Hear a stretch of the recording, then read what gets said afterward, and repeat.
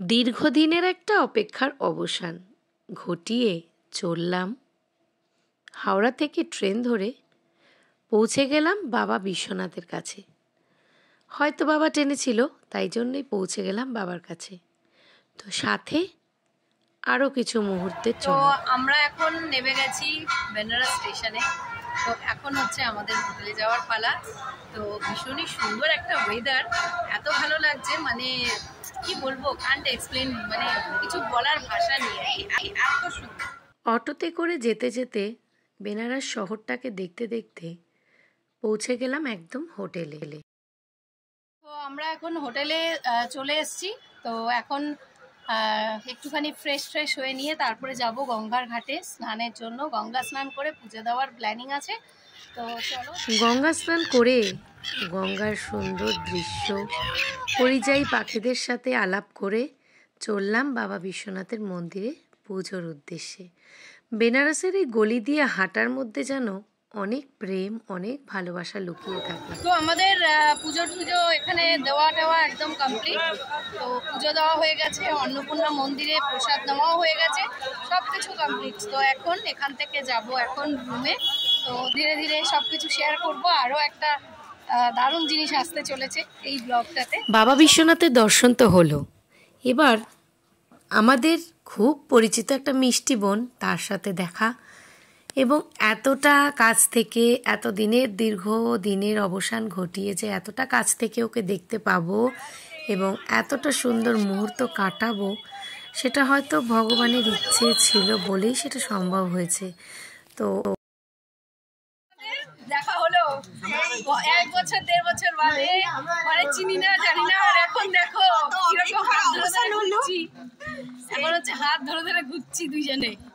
বেনারস की गलियों में घूम रही हूँ मैं, भूलभाल बोलছি एक्साइटमेंट छोटे। तो चलो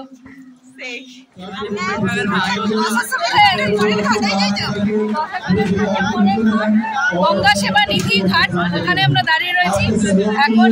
এখানে আরতি চলছে, দেখছি প্রচন্ড ভিড় তো আছেই। তো তার মধ্যে একটু আরতি দেখবো, অবশ্যই দেখবো, কিন্তু তার সাথে আমাদের এই যে দেখা হওয়া, এটা হচ্ছে মানে বেস্ট প্রায়োরিটি, মানে মোস্ট ইম্পর্টেন্ট। তো ওই জন্য এখন আর ব্লগে আসছি না, ব্লগ সব পরে হবে। তো বেশ কিছুটা সময় কাটিয়ে গঙ্গার ধারে বসে অনেকটা সময় কাটিয়ে নেওয়ার পরে এখন ওরও বাড়ি যাওয়ার পালা। কিন্তু তার মধ্যেও অনেকটা সময় আনন্দ হাসির মধ্যে দিয়ে আমাদের দেখা করা, তবুও বাড়ি যেতে চাইছে না, তো বাড়ি যেতে হবে। নেক্সট প্ল্যান চা খাওয়া, দুজনে একসাথে চা খাওয়া। বেনারসে এসে চা না খেলে হবে না, যদিও আমি বড় বার খেতে পারবো না, পেট আমার ভর্তি, তাই ছোট একটা বার নিয়েছি। বাকি ও ছোট বার, আমরা বেশি দুধ চা খাই না, ভাল লাগে না, অল্প বারবার ভাল লাগে। আর বাকি যারা আসছে তারা সবাই বড় ভারে চা। এখন যাচ্ছি আমাদের গঙ্গার ঘাটে, গঙ্গা আরতি দেখা হয়ে গেছে, এখন আমরা যাচ্ছি কাল ভৈরব মন্দিরে। তো বেনারসে আসলে কাল ভৈরবের মন্দির দর্শন না করলে ভ্রমণ সম্পূর্ণ হয় না, সেই জন্য আমরা এখন কাল ভৈরব মন্দিরের দিকে যাচ্ছি। এখন আমরা রিকশায় করে পৌঁছে যাচ্ছি বাবা কাল ভৈরবের মন্দিরে। রিকশায় করে বেনারসের রাস্তার যে ভিড়, সেগুলোকে উপলব্ধি করতে করতে পৌঁছে গেলাম বাবা কাল ভৈরবের মন্দিরে। আজকের ব্লগটা ওর সাথে দেখা হওয়ার এই পর্যন্তই রইল। নেক্সট ব্লগে আসবো আবার অনেক কিছু নিয়ে। মোটামুটি আজকে অনেক ঘোরাঘুরি হলো, একটু শপিংও হয়েছে, গাড়ি অনেক কিছু কেনা হয়েছে। আর মোটামুটি বেনারসের যা স্পেশাল জিনিস সেগুলো কেনা খাওয়া সব কিছু হয়ে গেছে। তো এখন এখান থেকে যাব আমার একটা বোনের বাড়িতে। তো কার বাড়ি যাচ্ছি অবশ্যই চলো তোমাদের সাথে। যা স্পেশাল সেগুলো হয়ে গেছে, সব ডান, মানে স্পেশাল জিনিস সব কিছু কমপ্লিট। পান খাওয়া, পুরি খাওয়া, লস্যি, মালাইও, তারপর বেনারসি শাড়ি, বেনারসি পান, সকালবেলার গঙ্গাবক্ষে ভ্রমণ, সুবাহি বেনারস, মানে এত কম দিনে এত কিছু, মানে খুব সুন্দরভাবে হয়েছে। আজ হচ্ছে বাড়ি যাওয়ার পালা। তো বাড়ি যাওয়ার আগে আজকে আমার একটা বোনের বাড়ি আছে, তার বাড়িতে যাবো। খুব মিষ্টি, আমরা ইউটিউব করছি, সেখান থেকে পরিচয়। এবং তো চলো, তো এখন আমি এসে গেছি, বলছিলাম না কার বাড়িতে এসছি, তো এখন আমি এসে গেছি কার বাড়িতে, এখন এসে গেছি মিঠুর বাড়ি।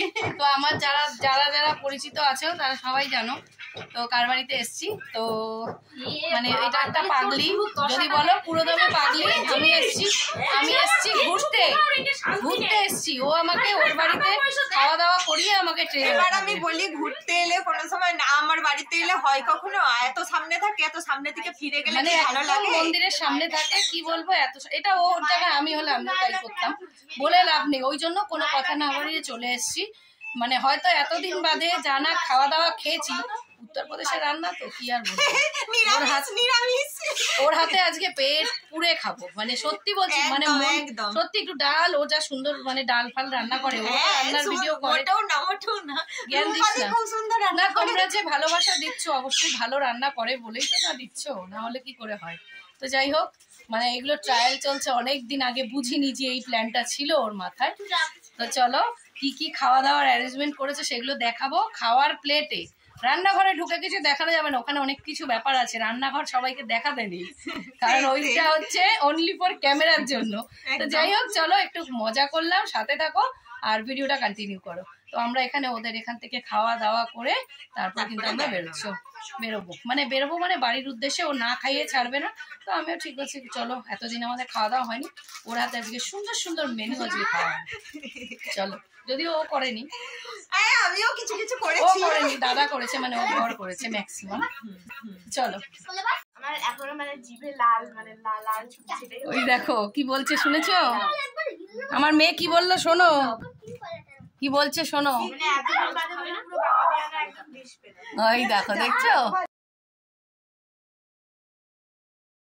3-4 রকমের ভাজা, শিম ভাজা, আলু ভাজা, মাছ ভাজা, তারপর হচ্ছে কি জানো, আলু ভাজা, শিম ভাজা, মাছ ভাজা, তারপর হচ্ছে মাশরুমের তরকারি, তারপর হচ্ছে খাসির মাংস, ডাল, চাটনি, এত কিছু আইটেম রান্না করেছে। মানে এত কিছু মানে অনেক কিছুই এখানে। আর আমাদের কাছে এটা সত্যি মধুর লাগছে এতদিন খাওয়ার পরে। মানে উত্তরপ্রদেশের এই সমস্ত খাবার দাবার খেয়ে এটা সত্যি আজকে মধুর। মানে বাড়িতে যাওয়ার একদিন আগে উপরি পাও না, এটা লাগছে, ভালো লাগছে না। মন খারাপ করলে তো হবে না, এটা আরো একটু বেশ থাকলে ভালো হতো, কিন্তু এইটুকু সময়ের জন্য যে দেখা হয়েছে এটাই বেশি। 4:45টায় ট্রেন, এবারে না বেরিয়ে গেলে হবে না, 4টে বেজে গেছে, 4টে পেরিয়ে গেছে। তো দিদি এখন যাক, তারপরে কি ছলছল হচ্ছে, হ্যাঁ দিদির আমার চোখ ছলছল করছে, আমার চোখ ছলছল করছে। চলো টাটা, ঠিক আছে, চলো টাটা। বেশ কিছুটা আনন্দের মুহূর্ত, যে কিছুটা সময় কাটিয়েছিলাম, সেগুলোরই কিছু ছবি তোমাদের সাথে শেয়ার করলাম। কিন্তু হ্যাঁ,